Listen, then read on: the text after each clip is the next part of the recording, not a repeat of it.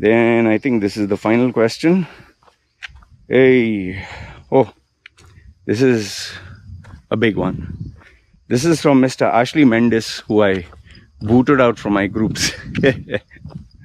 Was not able to follow protocol. Anyway, but he still follows the channel, still keeps sending emails and messages. Since I asked, ask me anything, fine, I'll answer. What are the bitter truths of life? Oof. What a question, man. My goodness, what a philosophical question. Can't you give something silly like what's the meaning of life, purpose of life, bitter truths of life? Okay, I'll just give you this, my version of the bitter truths of life is missed opportunities, which you'll never get again. Making mistakes by abuse of power and money.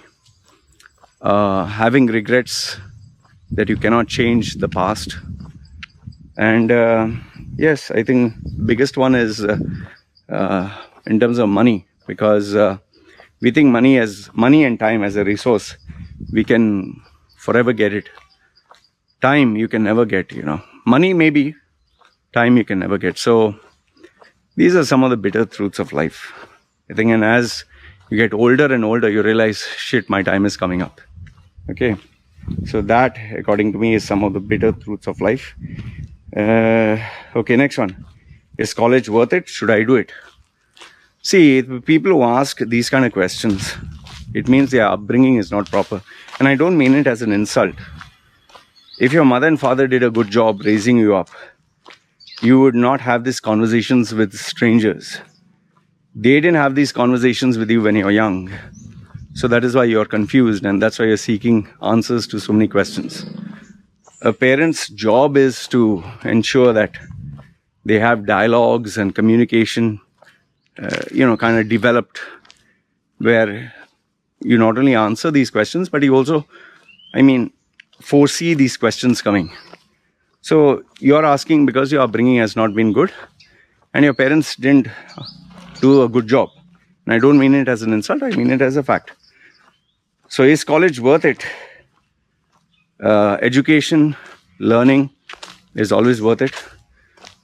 If you don't do college, what is your other option? You have to go and work. And if you go and work, when they ask for your CV, what will you show there? No degree, no masters, no nothing. And if you don't have any experience, they'll say, okay, not interested. So college is necessary to get as a application ticket. It's like you want to go watch a movie. Unless you get a ticket, you will not be allowed in. So I would say, for a person like you especially, please do your college. Okay?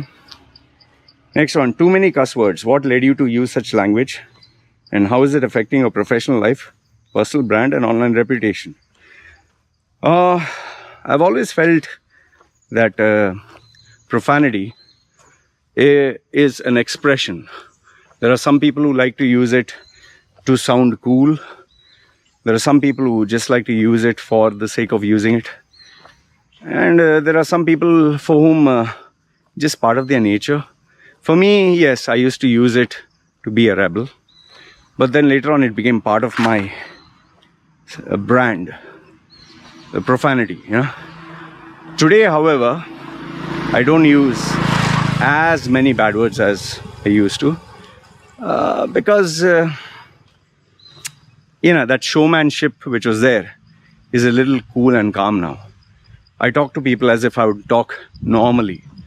So when I speak normally, if bad words come in or profanity comes in, it's because this is how my mind works.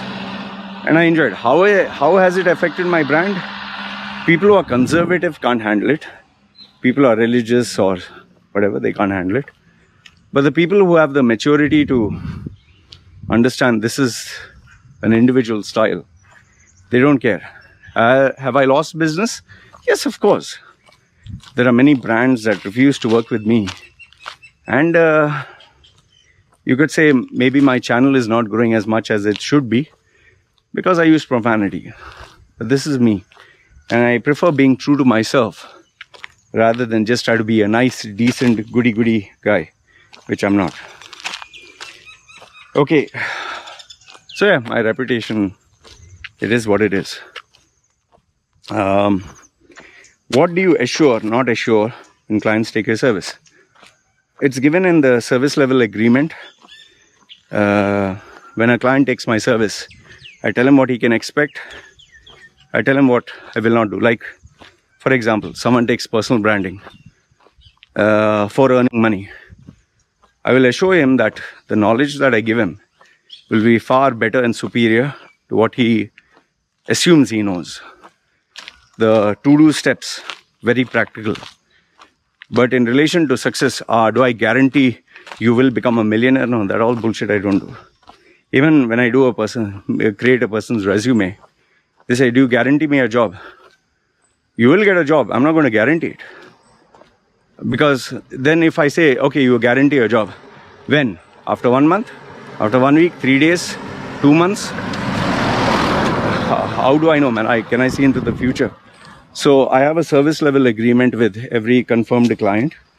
I ask them what are their expectations, and every client has a personalized, customized service level agreement, so they know what to expect, what not to expect.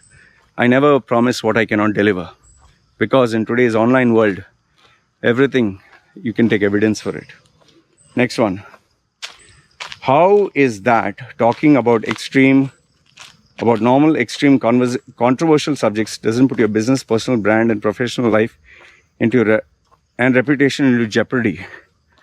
Well, it's very simple. I don't indulge in topics that go against a country's laws. Okay, like for example, in Thailand, even if I have an opinion on anything got to do with Thailand, I will not put it, whether, it's borderline neutral or negative. Positive, yes, I might put. The reason being is, I'm a guest here.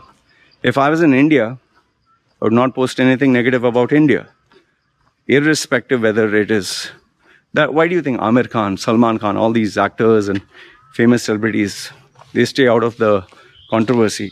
Because it will affect them. So number one, in relation to the country, I don't break the laws. Second one, in terms of the platform, YouTube has certain rules, regulations, laws. I never violate them. So that is why, even though people have tried to report my channel or shut down my channel, they have failed, because what they have realized is I'm not violating the service level agreements or the rules, terms and conditions. So yeah. Anyway, I hope that answers your question, mate. Next one. Alfin Matthews. Hi Loy, what is your thoughts about being an atheist in this theist society where we explain science and facts, but they're not ready to understand? What are your thoughts about being an atheist? It's a personal choice. When a religious person believes in something, it's their life. For me, I don't have a problem. You can believe in Hinduism, Islam, Christianity. I believe in live and let live. As long as nothing you're doing is interfering in my personal life or professional life, I don't give a fuck. You can believe whatever you want. So what do I think of this? You see, if you're an atheist, just don't go around advertising to people if they don't like it. You're an atheist, you're an atheist. It's what you've chosen. You chose to use science and reasoning, logic, understanding and evidence. Fine. But now focus on things that matter, right? If you're going around advertising, hey, I'm an atheist and you're a bullshit and your opinion is shit and all that, then you're inviting trouble. It's no different than a religious guy advertising his religion and shoving it down people's throat. So this is what I feel. Anyway, this is what I wanted to share with you guys. This is the second series of questions in the Ask Me Anything. Let me know if you have any doubts. Put your comments down below. And yes, this is me signing off. Guys, take care and bye-bye.